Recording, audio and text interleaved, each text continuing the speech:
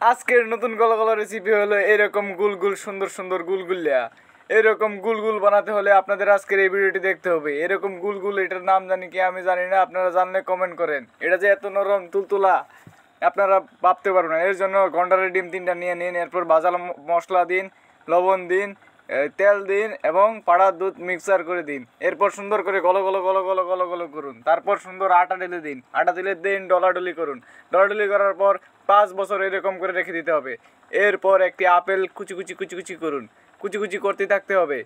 তারপরে এই আটার মিক্সারকে আবার দিন ইচ্ছা রকম ডলা দেওয়ার পরে এরকম আবার কয়েকটি পিস অংশ কেটে নিন এবং গোল গোল এই বলগুলোর উপর চাপ দিয়ে এরকম রুটির মতো বানিয়ে নিন। এরপর আবার 5-6 বছরে এরকম ডেকে দিন। ডেকে দেওয়ার পর এরকম ঘেমে থাকা অবস্থায় দেখা যাবে। এদেরকে তেলে সুন্দর করে ডুবিয়ে দিলেই আস্তে আস্তে সবগুলো এরকম সুন্দর করে তেলে ডুবিয়ে ভেজে নেবেন। ভেজে নেওয়ার পর এরকম সুন্দর একটি রেসিপি প্রস্তুত হবে, যা খেতে খুবই সুস্বাদু। ভিডিওটি ভালো লাগলে যারা ফেসবুক থেকে দেখছেন তারা ফলো করুন এবং যারা ইউটিউব থেকে দেখছেন তারা সাবস্ক্রাইব করুন। কমেন্টে আপনার নামটি লিখে যাবেন।